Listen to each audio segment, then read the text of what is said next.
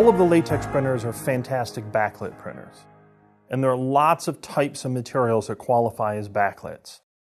Backlit can be a film, like a polyester film, and then within polyester film you have several categories. A backlit can also be, say, a polycarbonate. A backlit can be an awning. A backlit can be a PET banner. A backlit can be a fabric. Anything really that you're putting a larger amount of ink on because you're going to put it in some kind of window or light box can in a way be called a backlit. It's essentially a translucent or a transmissive print. You're going to have light going through the material, which is going to reduce the color a little bit, and then it will afford it a beautiful looking resonant print because you're backlighting it or you're allowing natural sunlight to shine through, like in the case of a window. What I'm holding in my hand here is probably the most widely used and typical type of backlit for the latex printers. For doing most film backlits, like you see everywhere at airports or jewelry counters, this is what you're going to print on. There are many good choices here. This is an HP backlit. IntelliCoat makes a very nice one, an SBL7. That's on the media locator, as is this. Natura makes a nice backlit. City Light makes a nice, Seal City Light's a nice backlit. I think the Sil Vivilux might be one of the best of its category, and that is a certified media. These backlits, these aqueous coated backlits, are specifically designed for aqueous printers. This is an aqueous printer. If you have a choice of backlits, one is aqueous, one is solvent, you choose the aqueous. The aqueous is going to be more appropriate to the type of printer this is. It is a water-based printer, not a solvent-based printer. Some people will buy solvent-coated or even UV-coated backlits and try to make them work on a latex printer. It may be possible to get those kind of backlits to work, but you're going to have some custom equipment and a spectrophotometer that can read transmissively like a Barbieri in order to do it. If you don't have that kind of equipment, steer clear of those backlits. They're not going to work effectively, and you're not going to have the tools to adjust the ink load to have any chance of printing on them.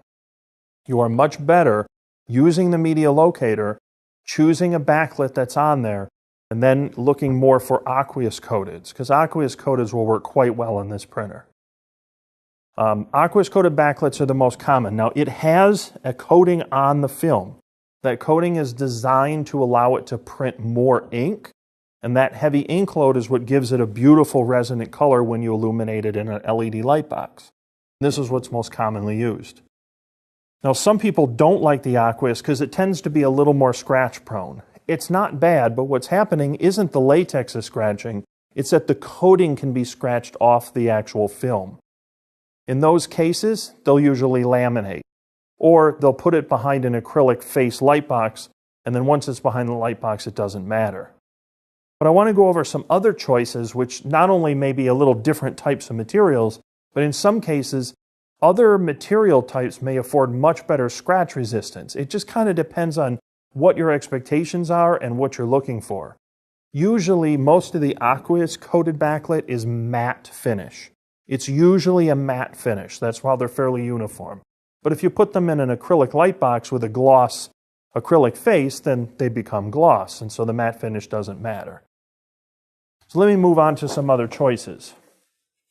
This is made by a Korean film company called Natura, and this is the 680. It's a little glossier. They also have a 690, which is sort of a luster. The Natura 680 and 690 are interesting films, and I'm quite fond of them. They are both on the media locator, and they both print quite well. It affords a fairly heavy amount of ink, and I think the prints come out very, very nicely. They're also a little more scratch resistant, and they have a little more luster to them. So if I'm putting them in light boxes where I'm not going to have a lamination or I'm not going to have an acrylic face, these might be pretty good choices. The Natura backlits, Natura also sells one called BF600, which is an aqueous coated, and that is on the locator. Now this is a translucent. That is an adhesive vinyl by 3M. This is designed to go on an acrylic face, and then the face would be slid into a light box. So this is a self-adhesive backlit, and this is also on the media locator. This came out quite nicely. This is, as with all backlits, you're putting really more ink down than you need to put down, because if you were to look at it refractively, like a poster, it's over-inked. But once you put it in a light box and you turn that light on, now it's inked properly. It has the right amount of ink. If you put a frontlit, a traditional frontlit in a backlit box, it'll look washed out. So usually with backlits, you're looking at 170% density up to, say, even 230% density. You want to have some ink down on there. That's what allows it to really sit in the light box and look fantastic when you turn a strong light inside it. Now there are other choices I have, and this is really quite new. This is a product by Tekra. It's called Jet View. This is, as you can see, is a very nice gloss. They also sell a matte finish if you prefer. Most people like this gloss. The virtue of this is the scratch resistance is just off the charts. I mean, you can go at it almost with a key and you're going to dent it before you scratch it. So this is going to perform very, very similarly to the Duratran or the Fujitran, and it very closely mimics the type of printing that those type of RGB Contones print. Now, all of the backlits are going to be a little slower. You're going to be looking at 16 or 20 pass, depending on how much ink you need. That's just sort of the nature of backlit printing. You know, you have to put a lot of ink, and it's going to require you to slow the printer down a little. So this is at 20 pass, 54 square feet an hour. The colors are excellent, and the scratch resistance is magnificent. And then you have an Ultraflex PET backlit. So this is an Ultraflex PET, which is designed to be translucent, and you put this into a light box. Now we built this one recently. This is not on the media locator. Hopefully it will be soon. But this is a PET backlit. So it's showing that not only can you print PET, but you can print PET with heavy ink loads and still have it look very, very nice. So this is another type of backlit. This is very similar to the PET, except it is in a banner. This is the View Light by Ultraflex.